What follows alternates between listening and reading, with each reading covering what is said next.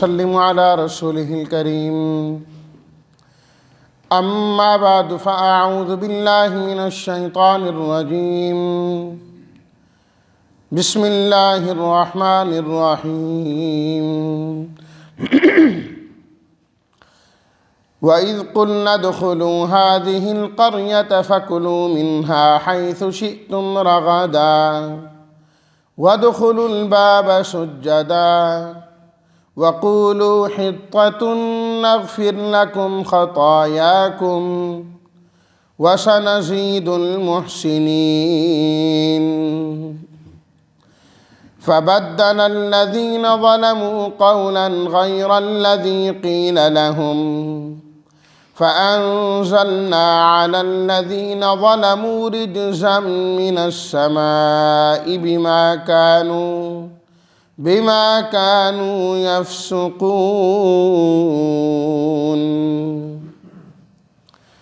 صدق الله مولانا العظيم اللهم صل على سيدنا ومولانا محمد وعلى آل سيدنا ومولانا محمد وبارك وسلم۔ یاد کرو جب ہم نے کہا کہ تم داخل ہو جاؤ اس بستی میں، پس تم کھاؤ اس میں سے جہاں سے چاہو کشادگی سے، وَادْخُلُوا الْبَابَ سُجَّدًا، اور تم داخل ہو دروازے سے جھکتے ہوئے سجدہ کرتے ہوئے، اور کہو تم حِطَّةٌ کا لفظ کہ اے اللہ ہمیں مغفرت چاہیے، ہم تمہاری خطاؤں کو معاف کر دیں گے اور نیکوکاروں کو اور زیادہ عطا فرمائیں گے۔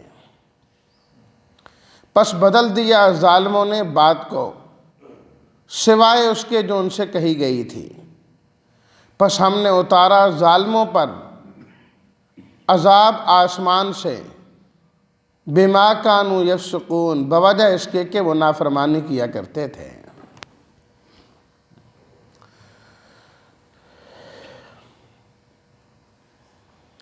پڑھی گئی ان دو آیات میں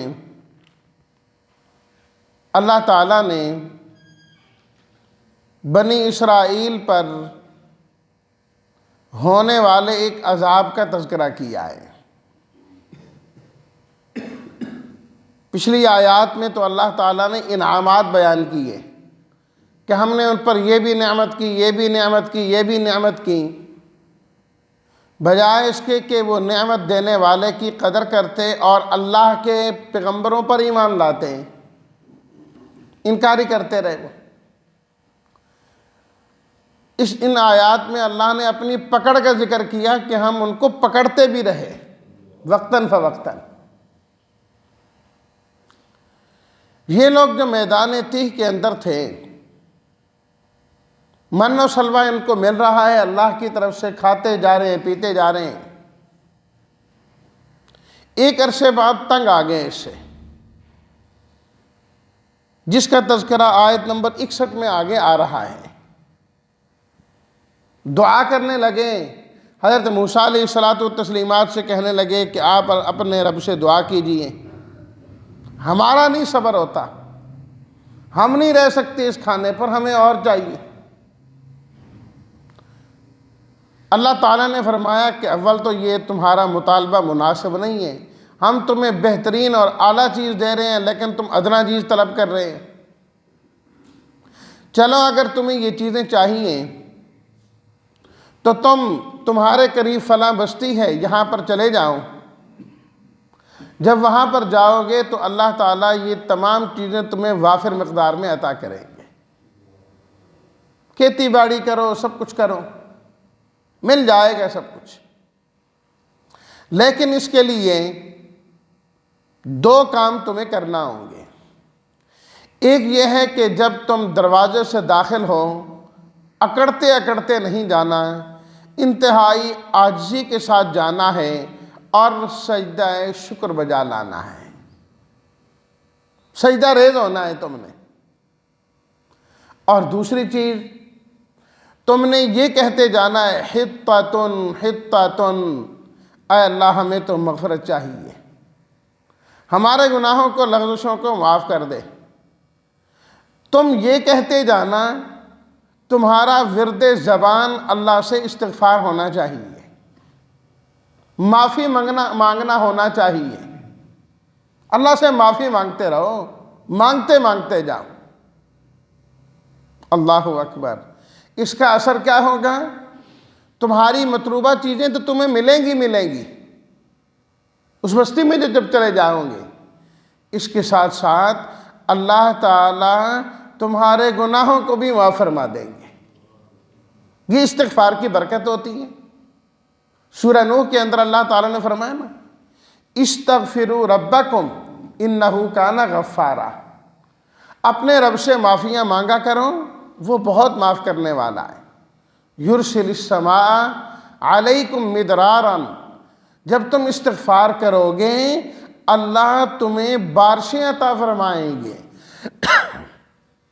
وَيُمْدِدْكُمْ بِأَمْوَالٍ وَبَنِينَ، اللہ تعالیٰ تمہیں مال بھی دیں گے، تمہیں اولاد بھی دیں گے۔ وَيَجْعَلْ لَكُمْ جَنَّاتٍ وَيَجْعَلْ لَكُمْ أَنْهَارًا، اللہ تعالیٰ تمہیں باغات بھی عطا فرمائیں گے، نہریں بھی عطا فرمائیں گے۔ استغفار کی برکت ہے۔ اس لیے فرمایا کہ کثرت کے ساتھ استغفار کرو، کثرت کے ساتھ استغفار کرو۔ سارے مسائل اس استغفار سے حل ہو جاتے ہیں، سب پریشانیاں ختم ہو جاتی ہیں۔ اللہ اکبر۔ حدیث شریف میں آتا ہے، مسند امام اعظم میں یہ روایت موجود ہے کہ نبی کریم صلی اللہ علیہ وسلم کی خدمت میں ایک صاحب آئے اور انہوں نے اپنی تنگ دستی کا ذکر کیا، اور انہوں نے اپنی اولاد کا ذکر کیا کہ اولاد نہیں ہے میرے پاس۔ آپ علیہ الصلوۃ والتسلیمات نے، راوی فرماتے ہیں کہ ان کو صدقہ کرنے کا حکم دیا کہ صدقہ کیا کرو، اور دوسری چیز آپ علیہ الصلوۃ والتسلیمات نے فرمائی کہ استغفار کیا کرو، استغفار کیا کرو۔ یہ دو کام کرو، غفلت نہیں برتنی ان دو کاموں میں۔ وہ راوی فرماتے ہیں انہوں نے جا کر دونوں پر عمل کرنا شروع کیا، صدقہ بھی کر رہے ہیں کثرت کے ساتھ جتنا ہو سکتا ہے، اور استغفار بھی کر رہے ہیں۔ اللہ تعالیٰ نے مال کے اندر برکت دی، وافر مال عطا فرمایا، اور فرماتے ہیں ان کی اولاد نہیں تھی، اللہ نے اس برکت سے انہیں 9 بیٹے عطا فرما دیے، 9 بیٹے عطا فرما۔ تو فرمایا کہ تم نے سجدہ شکر بھی بجا لانا ہے، اور تم نے استغفار بھی کرنا ہے۔ نغفر لکم خطایاکم، ہم تمہاری خطاؤں کو مٹا دیں گے۔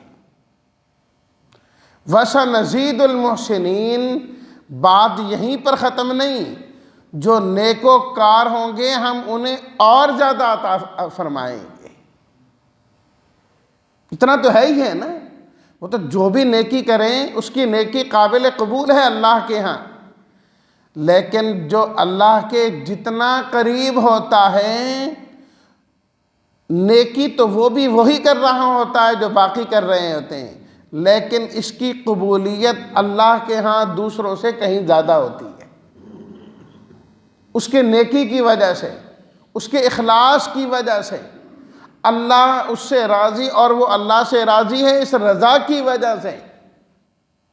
ہر آدمی کی نماز برابر نہیں، سب نماز پڑھتے ہیں، رکعات ایک جتنی پڑھتے ہیں، لیکن قبولیت الگ الگ ہے۔ ایک مسجد میں پڑھتے ہیں، قبولیت الگ الگ ہے۔ ایک امام کے پیچھے پڑھتے ہیں، تمام کو ثواب ایک جیسا نہیں ہوتا، الگ الگ ہوتا ہے۔ یہ اللہ تعالیٰ کا قانون ہے، جتنا کوئی محسن ہوتا ہے اللہ کے ہاں اس کا اتنا ہی مقام اور مرتبہ ہوتا ہے۔ اس لیے آپ علیہ الصلوۃ والتسلیمات نے فرمایا کہ میری امت کا کوئی عام فرد احد پہاڑ جتنا سونا خرچ کر دے، اور میرے صحابہ کرام میں سے کوئی صحابی 2-3 کلو گندم یا کوئی ایسی چیز خرچ کر دیں، فرمایا عام امتی احد پہاڑ سونے کا خرچ کر کے میرے صحابی کے اس 2-3 کلو کو نہیں پہنچ سکتا۔ جو ان کا اخلاص ہے، جو ان کا مقام اور ان کا مرتبہ ہے۔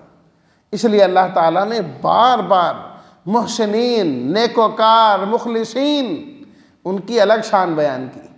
ان اللہ قریب، ان رحمت اللہ قریب من المحسنین، اللہ کی رحمت محسنین کے قریب ہے، ان کے قریب ہے، ان کو اللہ کی معیت حاصل ہوتی ہے، اللہ کا قرب حاصل ہوتا ہے۔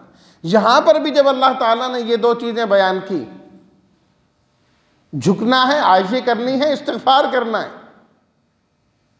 سب کچھ ملے گا۔ فَكُلُوا مِنْهَا حَيْثُ شِئْتُمْ، وہاں اس بستی میں جا کر وافر اور کھانا کشادگی کے ساتھ ملے گا۔ لیکن جو محسنین ہوں گے، مخلصین ہوں گے، ہم اجر ان کو باقیوں سے زیادہ عطا فرمائیں گے، زیادہ ملے گا ان کو۔ تو اس آیت سے یہ بھی معلوم ہوا کہ اگر انسان کو کوئی نعمت ملے، کوئی انعام ملے، اس پر اکڑنا نہیں چاہیے، عاجزی اختیار کرنی چاہیے، سجدہ شکر بجا لانا چاہیے۔ دیکھو نا، علاقہ فتح کرنا ہے نا، ایک بستی میں جانا ہے، انسان میں بڑائی آ سکتی ہے، تکبر آ سکتا ہے، لیکن فرمایا نہیں ہونا چاہیے۔ یہی وجہ ہے کہ جب نبی کریم صلی اللہ علیہ وسلم مکہ المکرمہ تشریف لاتے ہیں، مکہ فتح ہوتا ہے، صحابہ کرام فرماتے ہیں کہ آپ علیہ الصلاۃ والتسلیمان سواری پر سوار ہیں، اونٹنی پر سوار ہیں۔ عاجزی کا عالم یہ ہے کہ آپ نے اپنا سر جھکایا ہوا ہے۔ یہاں تو نعمت ملنے پر سر اٹھاتے ہیں نا، آپ نے اپنا سر جھکایا ہے۔ فرمایا اتنا جھکایا ہوا تھا کہ آپ کا سر، آپ کی پگڑی مبارک اس پلان کی لکڑی کے ساتھ لگ رہی تھی۔ اور مکہ المکرمہ پہنچ کر نبی کریم صلی اللہ علیہ وسلم نے، چاش کا وقت ہے،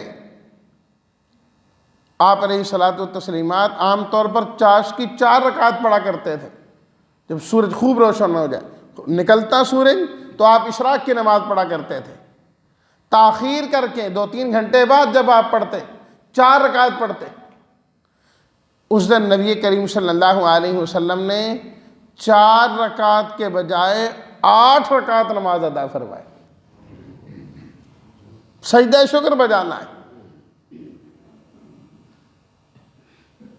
جب مدائن فتح ہوا، جو ایران کا پایہ تخت تھا اس وقت، حضرت سعد بن ابی وقاص رضی اللہ تعالیٰ عنہ نے شکرانے کے طور پر 8 رکعت نماز ادا فرمائی۔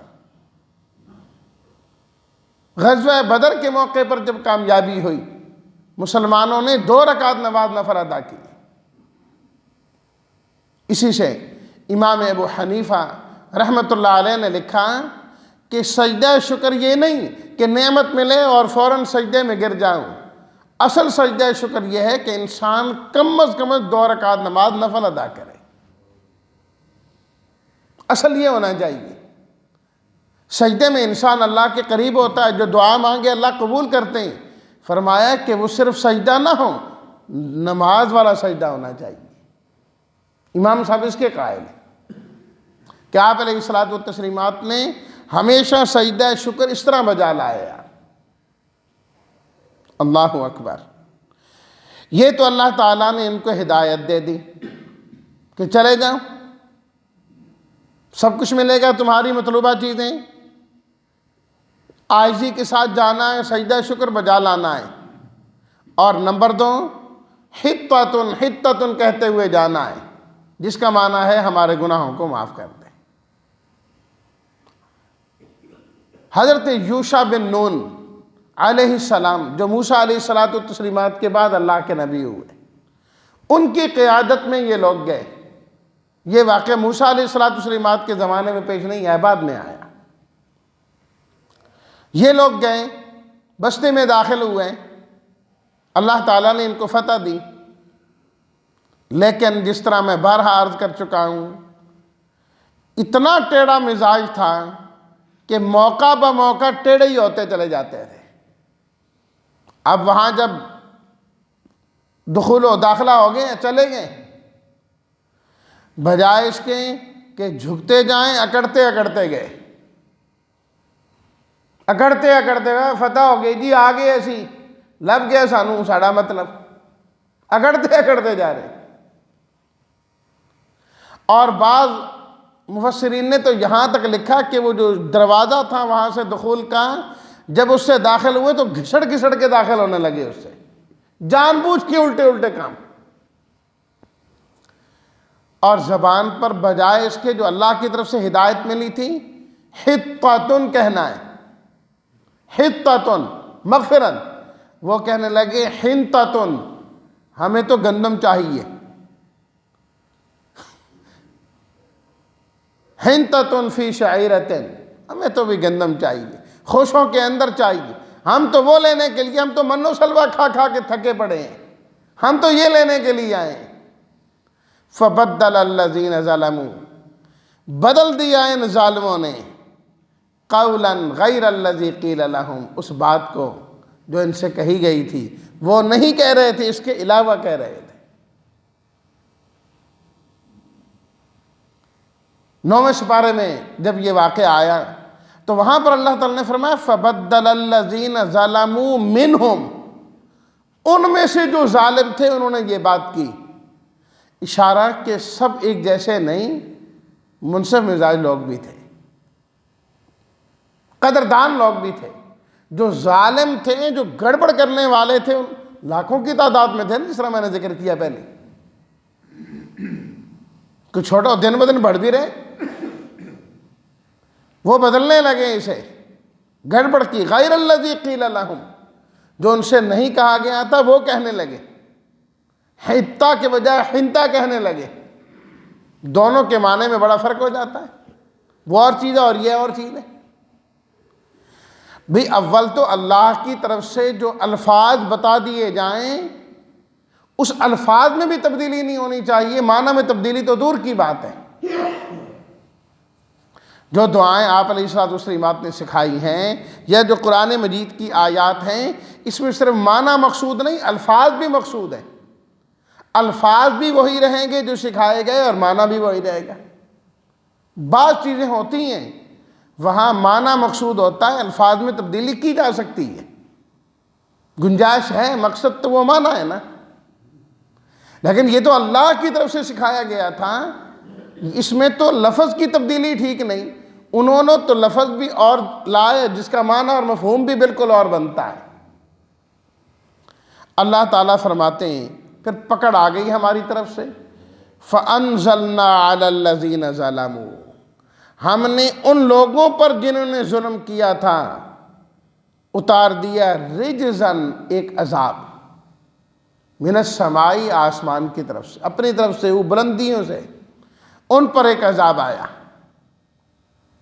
بما کانوا یفسقون، ان کی اپنی نافرمانی اور بدعملیوں کی وجہ سے،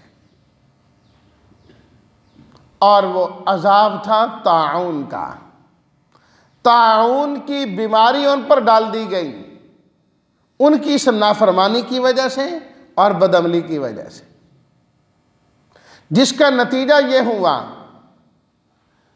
کہ بنی اسرائیل میں سے ایک ہی دن میں 70,000 آدمی مر گئے، ایک ہی دن میں، اس طاعون کی بیماری سے، عذاب کے نتیجے میں۔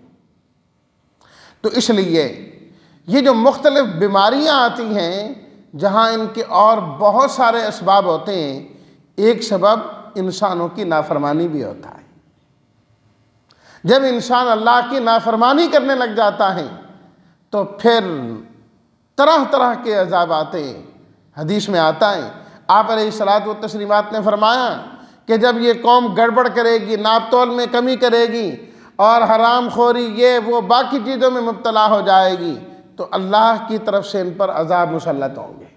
ان عذابوں میں آپ علیہ الصلوۃ والتسلیمات نے یہ بھی فرمایا، ایسی ایسی بیماریاں آئیں گی جو بیماریاں تمہارے باپ دادا نے بھی نہیں سنی ہوگی، تم نے تو بعد کی بات ہے، تمہارے بڑوں نے بھی نہیں سنا ہوگا اس بیماری کو، ایسی ایسی بیماریاں مبتلا کی جائیں گی۔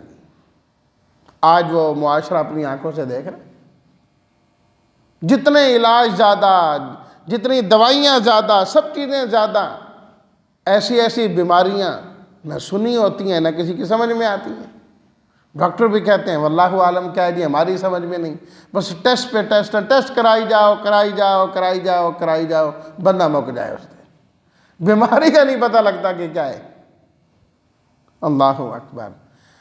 تو فرمایا کہ یہ ہماری پکڑ تھی جو انہوں نے نافرمانی کی، تو اللہ تعالیٰ نے ان آیات کے ذریعے ہمیں سمجھایا جو نعمت مل جائے کبھی اس کی ناقدری نہ کرنا۔